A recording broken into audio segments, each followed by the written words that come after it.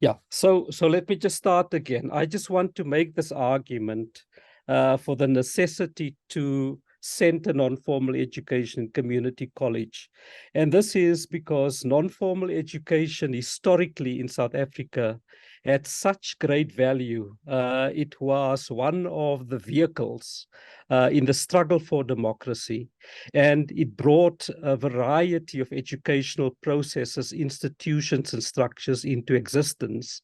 But over the last 20 years, it has been gradually being marginalized. And I think if we want to build a democratic future, we need to recenter non-formal education and to revitalize it, to uncover its value, and to reinsert it as a vehicle for social transformation. This is my central argument, and I want to start off, sorry, just move my screen. Seeing that we are in Parliament, I just want to send out another reminder that adult education is rooted in the Constitution, and that every person in this country has a right to basic education, including adult education, as you can find in Chapter 2 in the Bill of Rights. Now, adult education has an added value here, which I've already highlighted in my first point, is that adult education has always been regarded as a vehicle towards building democracy, active citizenship, participation, development, and addressing marginalization and exclusion. So adult education has had that particular value attached to its possibility. Now, just to go back and give you a quick summary before I start telling my story in the form of pictures. 1994, we had the Constitution. 1997, we had the first policy for adult education. It was called the Policy for Adult Basic Education. 9 provincial programs for adult education emerged in 1996. We wrote a detailed implementation plan in 97, which was never implemented, by the way. And we launched several campaigns and projects to help build an adult education system in this country. And some of these, and those of you will recall, we had the Ituteng Ready to Learn campaign, the South African National Literacy Initiative, Garigude, Ikwelo, Rivoningo, and so on. And later on, a green paper and then legislation for adult education. And here's just images of the various documents that we prepared, including the National Skills Development Strategy that emerged in the year 2000. Now, in 2009, our new minister, Zamandi, came into position to drive the Department of Higher Education and Training. And he's responsible for the first post-school education and training policy, the green paper process, a white paper process, as well as a community education and training document that was largely written by labor market analysts, not by educators, but responsible for the development of these documents. And in this document, in this policy document, adult education became renamed as community education and training. And I want to highlight a few things that appear in the sub-documents, not necessarily in the post-school policy document itself, but in the other documents that talks about community education as education within and for communities. So it's education within and for communities. It's education that responds to the concerns, interests, and needs of communities. It encourages and engages people throughout life into learning that is based on their interest and and that emerges in relation to the problems and issues experienced daily, that is relevant to the participants and is responsive to community priorities identified with people rather than for them. It is both formal and non-formal. It's designed using different approaches, and it takes place in different spaces within community.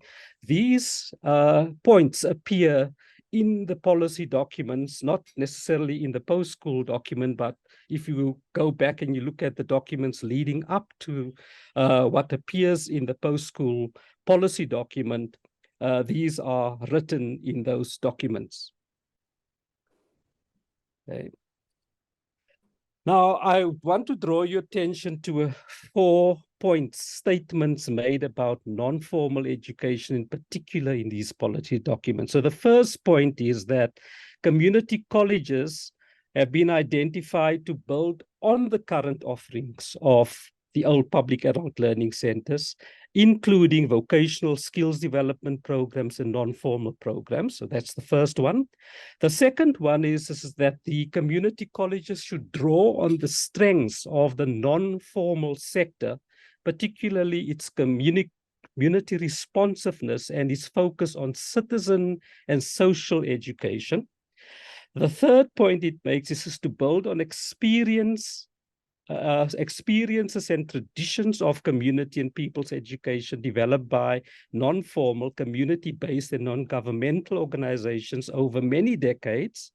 And the last point, that the non-formal programs will be geared towards the needs and desires of local communities and their organizations.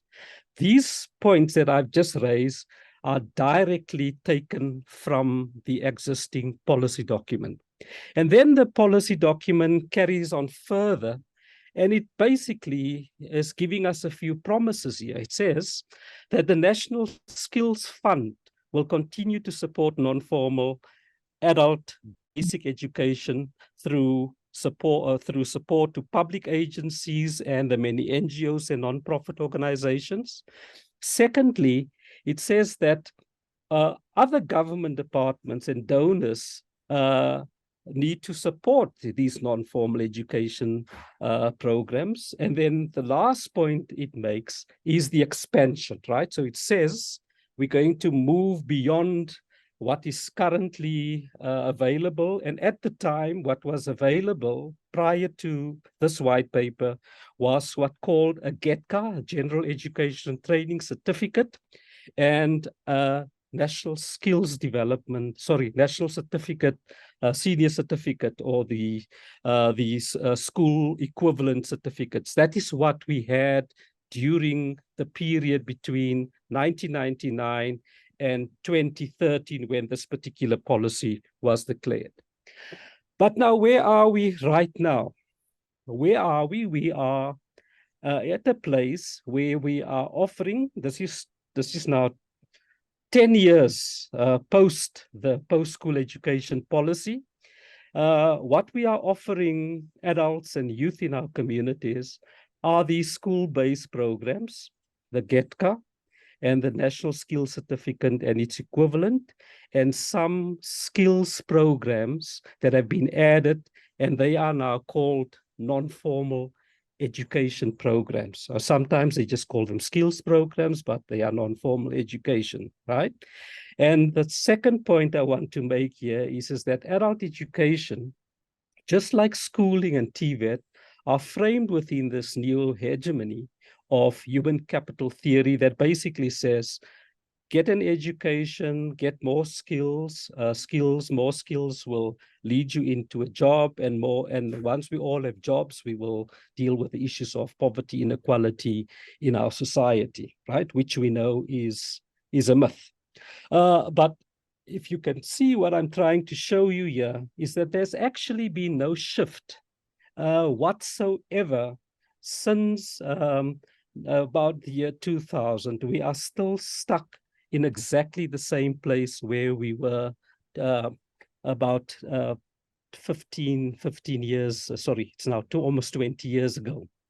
Now, to just give you a snapshot of community education in South Africa, this is my own calculation. We have about 16, close to 19 million people who are not in employment, education, and training.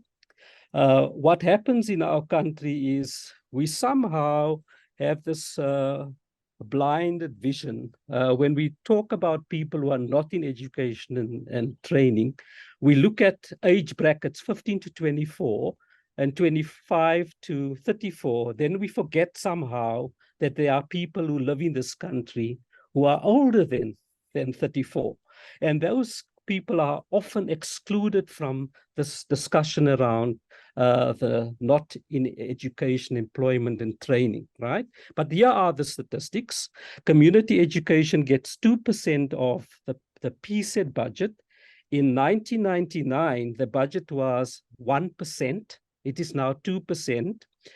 In fact, it was 1% of the education budget, which means 2% of the PSET budget exclude what is going to Department of Basic Education. So in real terms, adult education is getting less in terms of the budget.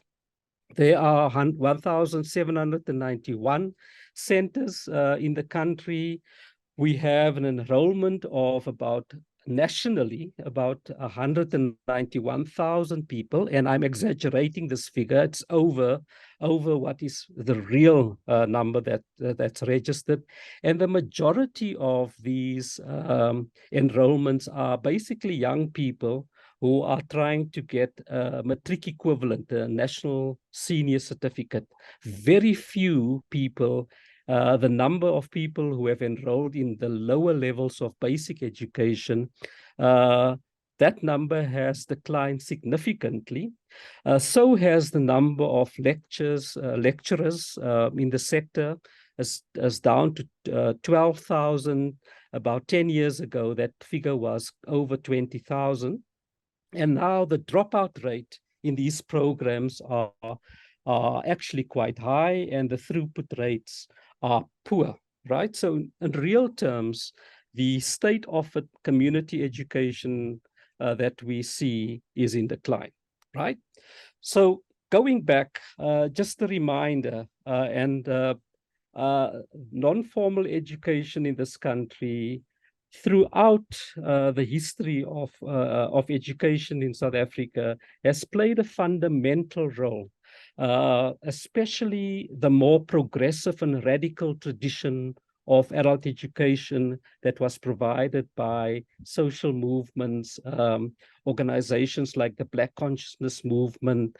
Several faith-based organizations were involved, as well as the trade union movement. So there is a really good history of adult education in this country, especially the non-formal, because that is what it used to be. And this is captured in a way, by the words of Father Mkachwa, who was the ex-deputy minister of education, who said that the education that is demanded by the liberation movement aims to equip and train all sectors of our people to participate actively and creatively in the struggle to attain people's power in order to establish a non-racial democratic South Africa.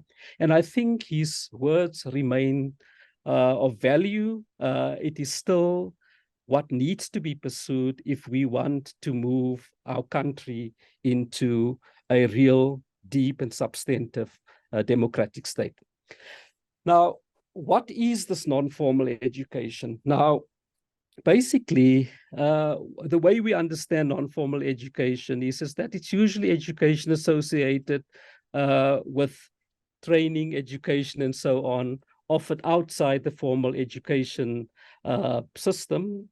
And in our case, what used to be non-formal became formalized. And what we mean by formalization is the education is being linked to qualifications and certification. That is what is referred to as the formalization of education.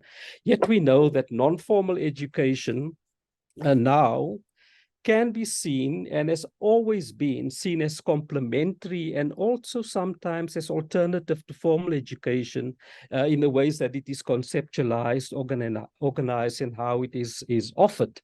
And non-formal education, in this case, is much broader than adult education because it can also include education of children, but we are focusing on non-formal education of adults in our society. Now, I'm not going to go through all of these, but I'm just going to highlight a few of its characteristics. The first one that I need to highlight is that non-formal education is contextual.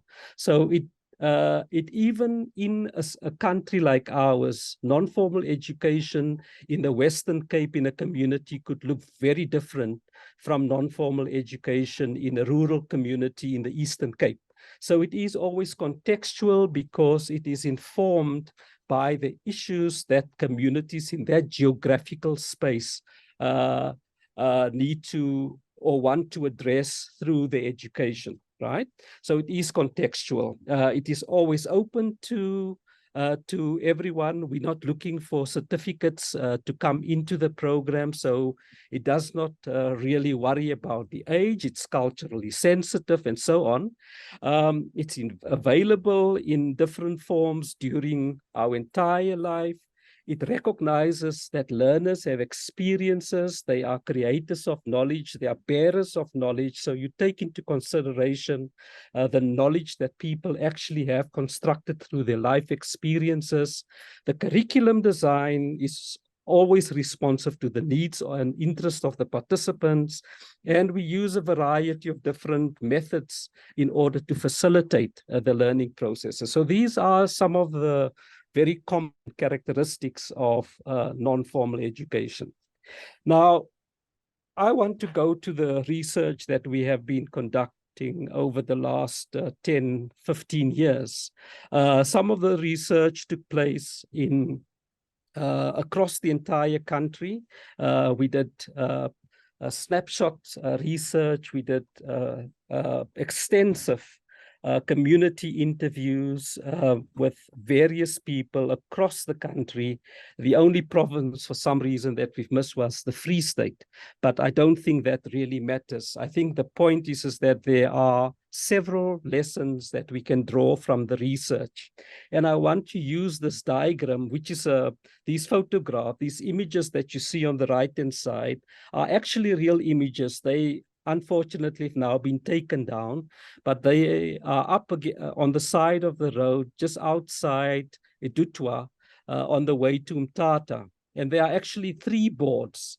And the first board says that, you know, we need help from the government. And then the second one says, we are still waiting for you, government. And then the third one says, we are not waiting, we are carrying on, government. And these signs are very telling in terms of what is actually happening in communities. And I want to share with you some of the things and how the role that non-formal education plays in the life and experiences of people in communities.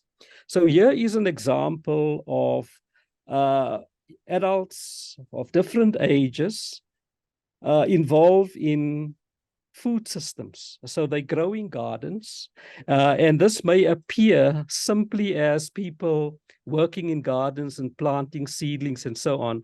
But behind these activities is the idea that communities need to develop food systems so that they are not dependent on government, for example, right? And that people need to own the seed. It is driven by an agroecology philosophy, the idea that food is sovereign, people need to be the owners of these seeds, and people need to build community systems as a way to also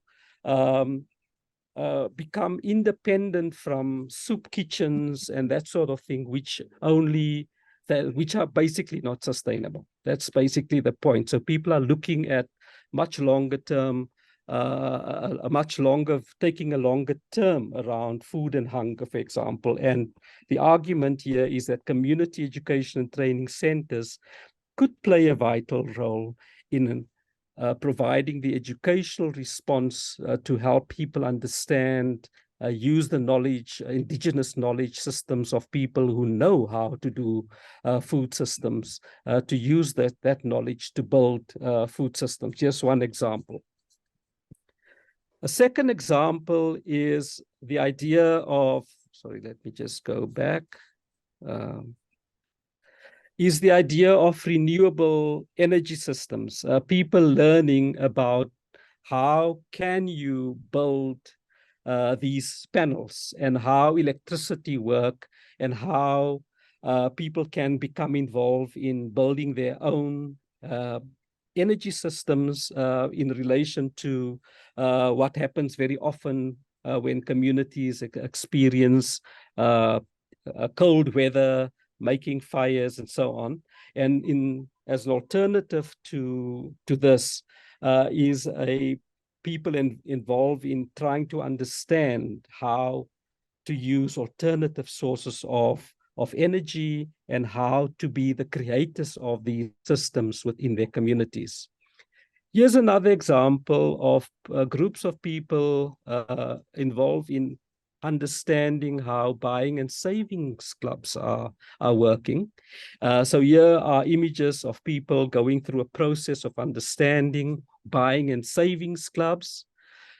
Here's another example of women and men from the community involved in fixing school desks. I happen to be involved in this particular activity where we arranged to get equipment procured for communities, for young people to learn how to use the equipment, and then to go into schools and to go and remake those desks, fix them so that the children would have desks to sit in. So here's another example.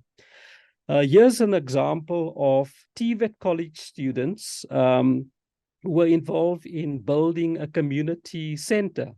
And these students were involved in a non-formal program. Although they were studying at the TVET college in Port Elizabeth, they got involved in a project and where they learned to practice their skills, and they were involved in building an entire community hall which is currently in use by members of a community.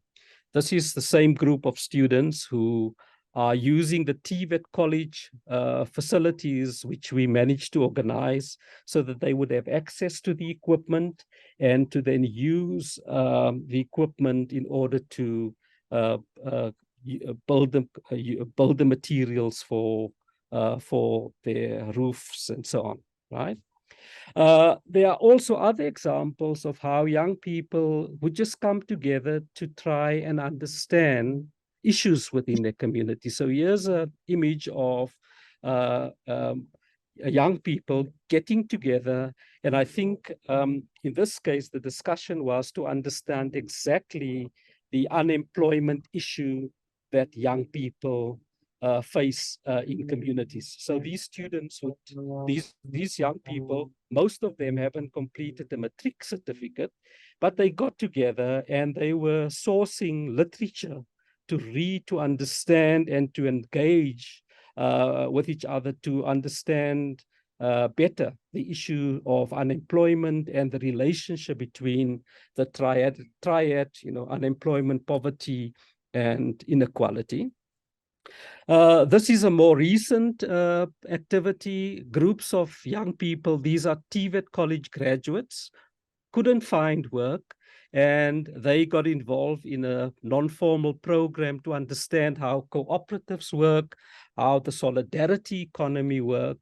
And after a year or two of training and engagement, they started to they set up what they called a green tech cooperative.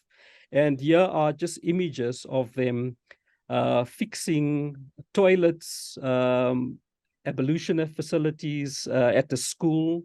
The previous, the before pictures were really bad. So these are pictures that were taken afterwards. But the idea was to use their skills in order to address an issue in a community, in this case, beautifying the school so that children would have places to stay and that they would have proper access to proper toilets and so on.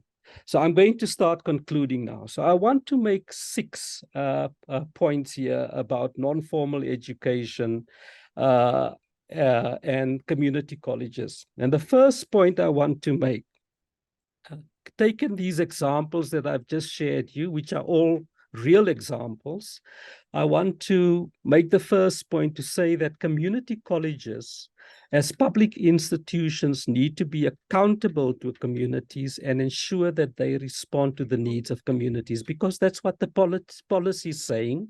The policy was informed by research, and so therefore it is only correct, in my view, that these institutions need to be held accountable to service the needs and interests and demands of communities. That's the first point. And non-formal education is the best way for me to do it. You can't do it through a GTC and a NASCA or some kind of qualification that is basically a school-based program. Secondly, is that we need to consider alternative conceptions of the community college that locate the community college as an integral part of community rather than an outside agent working in or working with community. Communities must own these centers. It should be their centers, and therefore these centers should be places where communities develop the educational tools to address the issues that they face, and they need the support from the various groupings that the policy document itself talks about. Government, the National Skills Fund, funding from donors need to be used in order for these centers to play this particular role. The third point I want to make here is that we need to embrace, these centers need to embrace and adopt the principles of social justice and social change as fundamental to a transformative agenda. Communities are struggling with all kinds of issues, and community colleges could play a role where these issues of social justice need to be discussed and where these issues need to be addressed. The last 3 points is that we need to reconfigure the internal organization of these institutions, institutional types, by placing community engagement and participation at the core of its mission. So these centers should encourage and establish them in such a way that enhances community mobilization, community organizing, community participation in order to address these issues. For me, that is a vital point to make. And then second last is just to reorient the curriculum, the teaching and learning in support of pressing community needs, interests, and demands. It cannot be like Devandre was saying, he goes to a TVET college, for example, and being told to study this particular topic or this particular career and then end up unemployed. These issues, the curricula, the teaching needs to speak to the issues that communities face, like the food systems, the health issues that communities face, the gender-based violence, issues related to the ecological crisis need to be the content of, must be reflected in the content of the curricula. And lastly, and here I'm speaking to both the colleges as well as universities, is that we need to encourage alternative research and service learning approaches drawn from community-based research. So participatory action research that will give you a far more immediate outcome would be one example that should be strongly encouraged. My last 3 points and my concluding remarks is that non-formal education needs to be centered as a philosophical, methodological, and ethical approach oriented to addressing the needs, interests, and demands of communities. Communities should be and are spaces of knowledge creation. They understand their issues and require support to address the issues such as food, water, health, housing, energy, local economics, and education. Communities are holders of knowledge. They create knowledge every single day, and we need to use that kind of knowledge in order to advance the solutions that communities face. And lastly, non-formal education should be used as a vehicle to build peaceful communities. Catherine, I will stop there. Thank you very much. Thank you very much. I wonder if we can now open it up to the floor, if there are any comments, questions, observations, thoughts, as well as to our Zoom participants.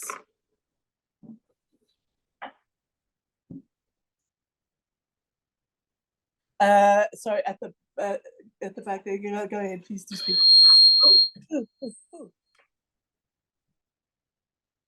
Okay, sorry. Is that all right now? My name's Lynn Helm. I'm in the adult education sector. I have actually run an adult learning centre, and I now sit on the, for my sins, the council for the Western Cape Community Education and Training College. And I'm very passionate about what I was just been saying. I think it's so important to be there. But the biggest challenge is the people in the system don't know what non-formal learning is.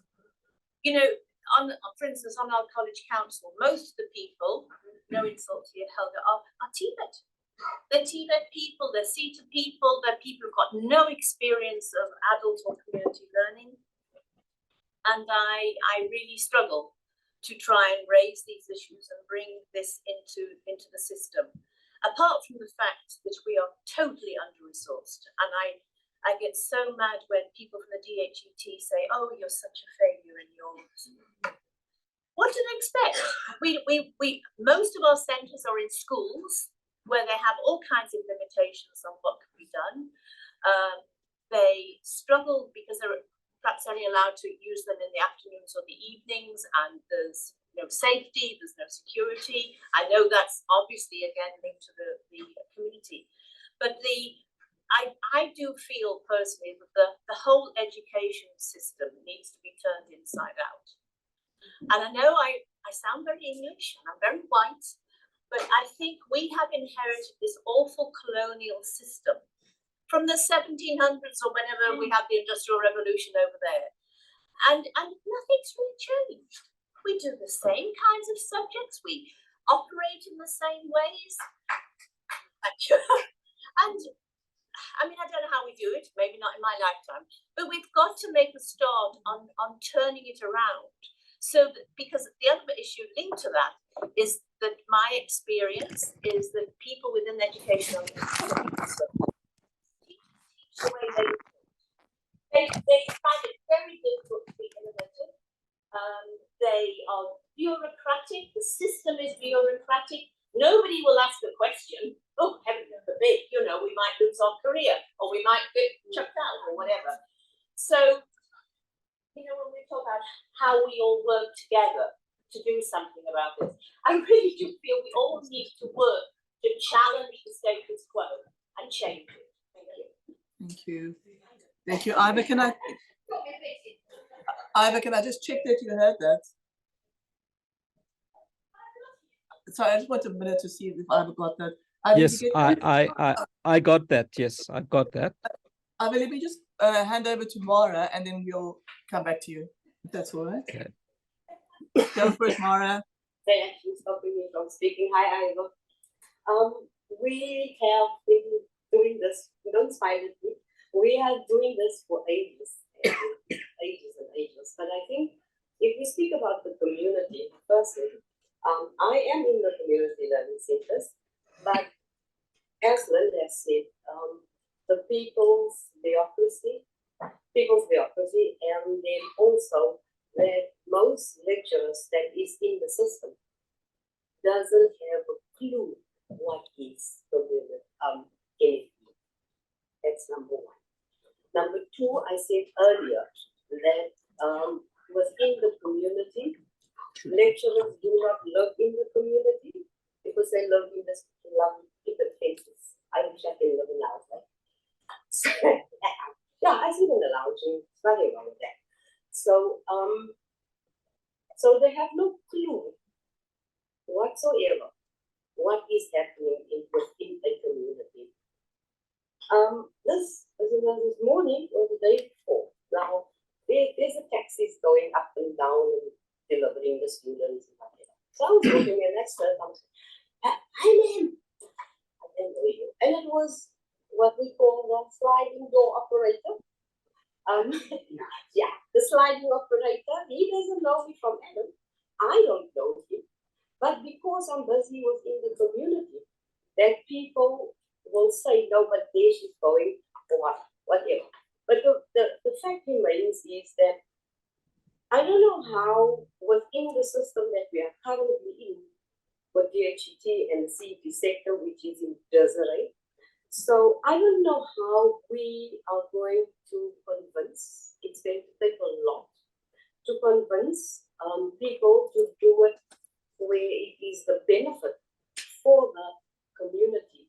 The community, you said it earlier, I don't know if it was in the talk or wherever it was on the screen just now, that it is supposed to be a hub of movement. Now, the only movement I see in our community center, it is the officials, the lecturers, and the students. And then people that do inquiries. But there's no facility, for instance, where there's an internet cafe, because we don't have internet as the center itself. So how can the student then do his or her research within that community if we don't have the facility? Okay, so to me it is like putting wool over my face, making me blind, and I'm not blind. So it irks me and angers me that things are being spoken about, it's on paper, but it's not implemented. So with the implementation, I think we must take the TV subsidy away and give it to us, right? Give it to us, because it starts from the grassroots. So I don't know how, and with NFP, I teach differently in the classroom, I do. And your students, they know I teach differently. And insofar that on Monday, I was approached by my manager in asking, telling me that I'm not supposed to do it this way. Because the students complained. But it wasn't the student that complained. It's about people are afraid of change, the fear. People is very comfortable in their comfort zone. So once you step out, because it's the unknown, and I think NFE, it's the unknown for people. And this Farrell sitting, and Farrell works within with lecturers. It took them quite a while to bring a certain amount of lecturers to think differently. So how are we going to fix that within the country? That's my question. My observation.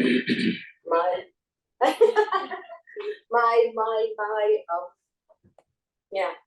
So if people which are sitting currently in the room, if we can just somehow make, I would like to take this forward, where we somehow can go and speak to Mr. Bladen Zamandi. Yeah, Mr. Bladen Zamandi, yes, I did. At 60, I went to go march for my rights. And that is not necessary because of money. So that is not necessary. What more am I supposed to do for the students? Then I'm going to go flat. But we in this room somehow, I don't know how, but somehow we need to make people or the world or the country that there is a sector, there is NFTs. How are we going to raise them within our communities? Where DHET doesn't need, they have a website, but people can't access the website. So why is it there? Why is it there? So those are the things that we need to take to the community or run a campaign within the community. But then again, it's not our job because they have the mandate as DHT to supposed to, as opposed to make people or students aware. This is the next step that you can go to if you don't succeed at that point, and then you can go to that point. They don't have it. They want me to advertise. Yes, no, I fight constantly. And it's not nice to fight because then people don't like you. Yeah, I don't like you. I like people to like me. So just because you're raised. So I think within the system, we first need to work with the lecturers, which is older and going on retirement. Please, people, the youngsters, don't you to teaching us a very lovely job. Yeah, so yeah, because we are now the OGs, and the youngies, they see our struggles and our frustrations and our fears and all of that, and the money that's going missing, that they're not prepared to go into teaching. They won't go into teaching. Yes, they will go, and then they leave the country. I see enough towels. Yeah, I think so. Ivor, do you mind if Ivor responds to the 2 comments, and then it's going to be Helga and then Jackie? Ivor, do you want to go for it? Yeah, I think you're talking to seasoned adult educators in that room now. With Mara and Lynn being around for quite a long time, and I think they have probably the answers to their own comments in a way. But if I may just say, I think one of the places to start is also with the students, Mara. If I listen to I'm now trying to remember his name, was De Valdry, talking about their struggles. I think his struggles are probably very similar, if not identical, to the struggles of the students who are in the community education and training center. So I think there is a conversation that is needed with communities, absolutely, with communities, with the students, with the lecturers. And I think there are several generative points for these different groups. I know that lecturers are fighting around their conditions of service, but it's important for them to connect those struggles with the purpose, the vision that we want to build around the role of adult education as a vehicle for social change. The students have issues, but most importantly, communities are struggling with so many different issues. And I think there is perhaps a conversation about ways in which we begin to organize ourselves again,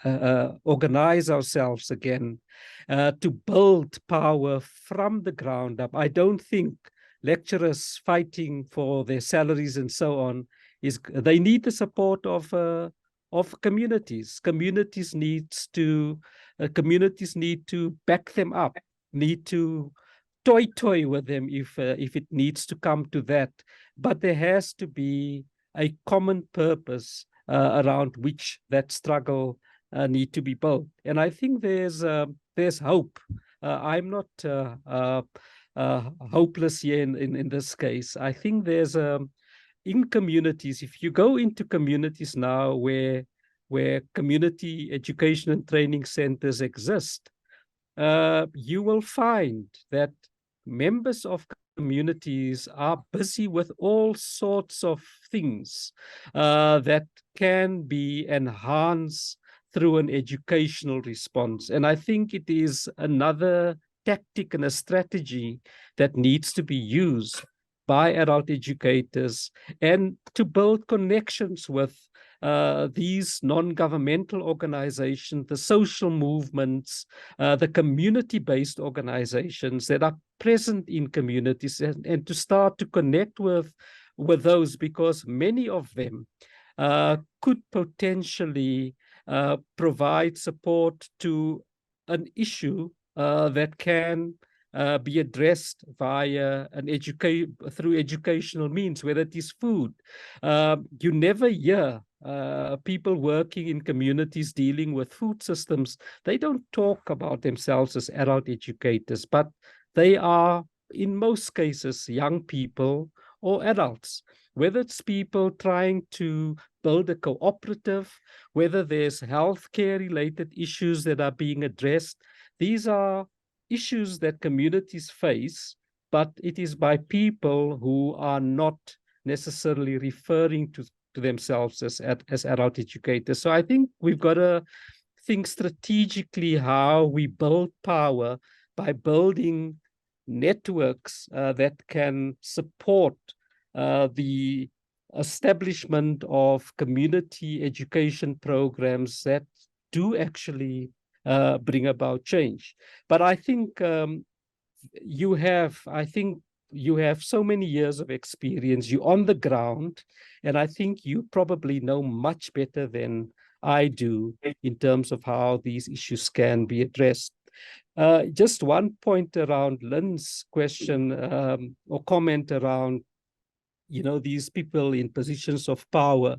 I think the change will have to come, as I said, from the ground. People have to build power from the ground and get these officials to understand the real value and meaning of authentic community education.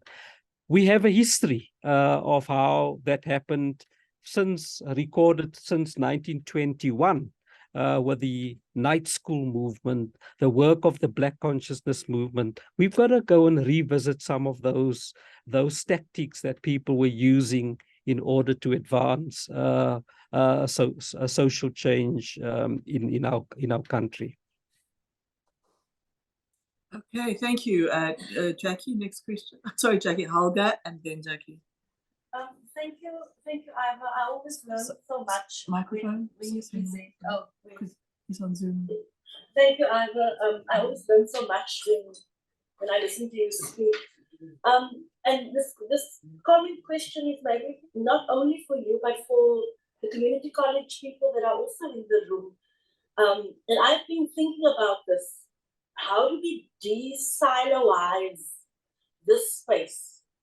The sense that I get, especially listening to Mara talk earlier on also, is that, and now listening to you, that the community college sector has got a very strong social justice heritage. No?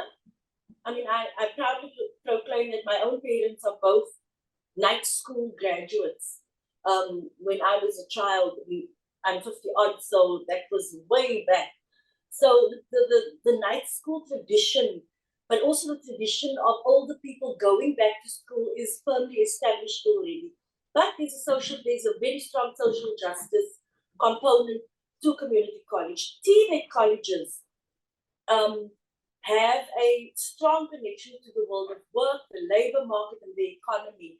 And federal, of course, those are not value-free environments. The labor market, as we know, is still very highly racialized, with predominantly Black people still doing the most menial of work, just as colonial education trained us more than a century ago. So how do we bring those two together?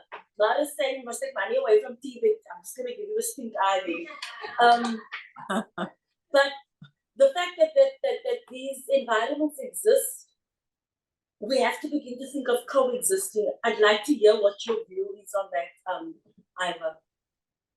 And Jackie, do you want to give your question as well? With your mic, please, madam. always think I speak loud enough. So I think your presentation is a good presentation to finish off, rather than the performance education. I don't think they're separate, but I think that's where we catalyze citizens to build people's power. But I think we can't be sitting in the parliament that we fought for and not talk about the role of this parliament for this job. It can't be against our parliament. We must unite to strengthen our parliament because its role is oversight. And so we have the budget coming up, for example. All of us here have written, made submissions on the budget. How many of us understand the process? How many of us have written to the committees or know that we can represent in front of our committees? And so that's our role as a public education.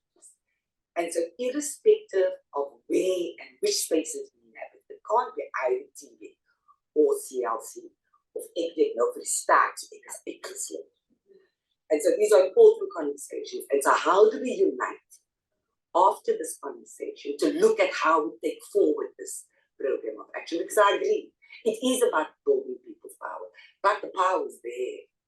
It hasn't gone somewhere else. It's how do we provide the forms of education that build up people's confidence. I look at our young people today, I see the work you do on the ground. There are spaces in formal education institutions where it lives. How do we deepen that and connect that? And so that's, it can't just be a venue that we come to, or what do we do here? Thank you, that's my point. Yeah, thank you, very well received. Sorry, very well received. Thank you. Over to you, Ivo. I saw another hand on my right-hand side at the back. Maybe I can, yeah. Sorry, it's Graham, far back. Go ahead. Thank you. Ivor, you just made reference to revisiting tactics. And I want to revisit one organization in particular that I was connected with, the Community Arts Project, or CAP, as it was known, which existed from 1977 until 2003. And I think CAP is a very, very good example of what you described there as non-formal education. I think it ticked all those criteria. But one of the things that CAP struggled with in the 90s was the notion of formalizing its programs. Because the NQF had just arrived, the CETAs were arriving, the whole thing was happening.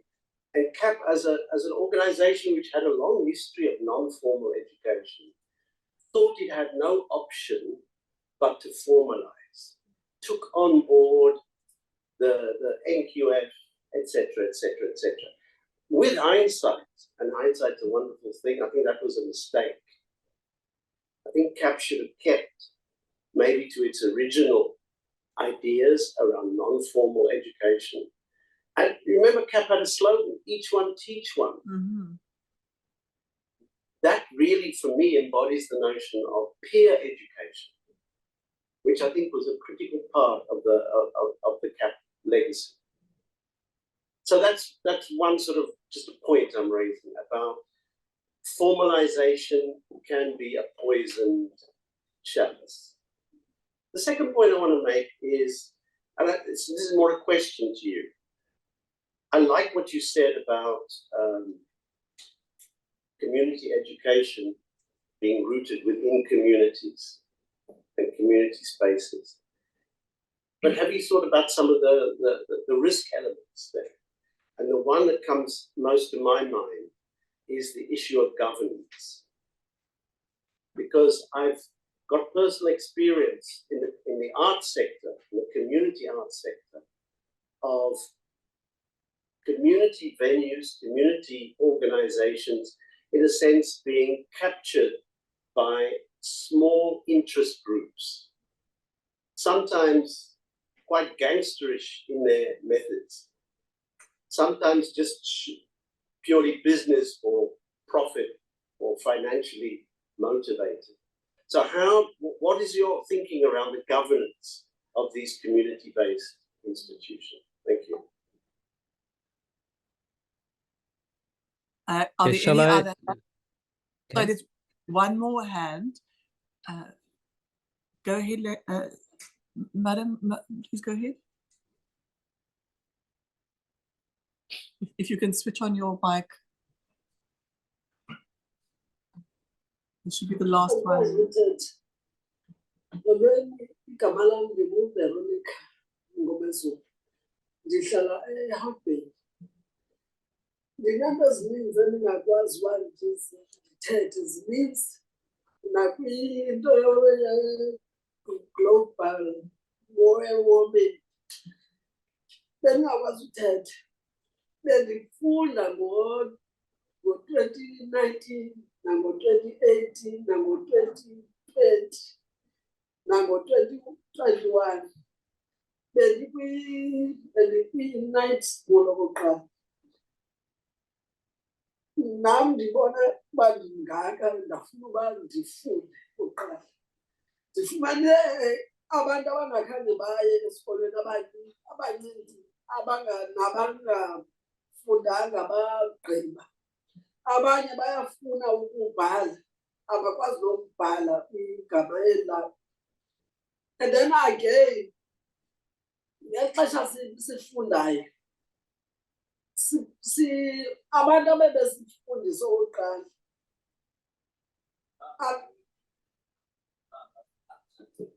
All right, colleagues, Umama Henning is Veronica still from Hotbay. Now, she's saying in 2019, between 2019 and 2022, she was studying in the night school for adults. And, you know, there are a group of people there in their community that still wants to get, you know, to be educated. Now, she's one of them. She had a problem with the speech. She couldn't talk, you know, because of COVID. Now she could able to regain the speech. Now she, okay, continue, ma'am. Okokuqala, ngexesha besifunda, abantu bebesifundisa bebengabantu abarayithi, but i-community iyodwa, akho leadership okokuqala eHartbeyi. Abantu ebebekhokhela abantu okanye abantu besifundisa befundise ikhompyutha okokuqala, ngafunde ilantuka grade 12. Nalapho bekungelulanga because i-system yangoku ayifani nale yethu okokuqala, nale yabantwana bethu ngoku. Into esiye ndiyifunayo okokuqala, ndifuna ezaa college njengoba singabantwana abadala, ezi zinto abazixelayo imfundo nakwabanye abantu, izinto ezinye like zonke into ezingakwaziyo abantu bazenze, like i-meeting kubekho nemitshini, into ezininzi zonke abantu babe busy. And again, kukho into i-drugs okokuqala egqibela abantwana bethu. Kusweleke abantwana abayi-5 kulaa ndawo esihlala kuyo, kule venkile, because abantwana akho nto abayenzayo okokuqala. And then she's saying there in their community, they want us to assist them, you know, with the skills transfer. They want to be educated in terms of the sewing, on economics, network, and all of those particular, you know, fields. There are a group of women. There are also other, you know, children that wants to be more educated. You know, that their level of skill they drop out. Now she's got a grade 12. You know, she also wants other group of women, adults in their community to also be educated in the literacy program. Now, because of the high rate of unemployment, you know, it has created a lot of drugs. You know, the children in the community are also being affected by drugs, human trafficking, all these other social ills. But now she wants now an approach in terms of community development, making sure that we are prioritizing their needs in that area. Enye into siyanze kukho abantwana bezumzekelo governing board Moravian kayi-2 apho ndibone ii-challenges kubantwana okokuqala as abantwana banee-challenges ezininzi and again kukho into i-counselling apha ebantwaneni okokuqala because kukho into ezi-too much for enzekayo because sihleli endaweni kuxineneyo kukho abantu abaninzi and ke ngoku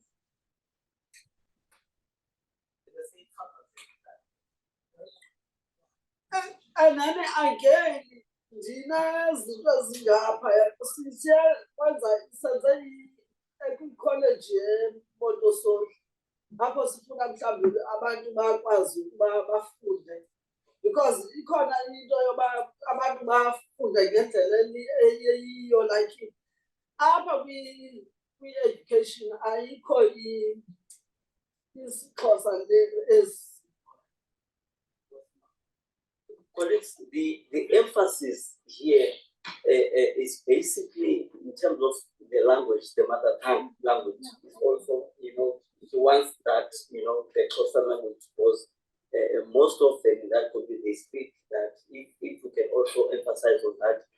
Number 2, in terms of the skills, of course, is emphasizing on the skills, then again, it's a repetition of the previous speaker that, that I mentioned before. So I'm saying that's the major cry of making sure that how do we really prioritize that community in terms of all these issues that she has raised before.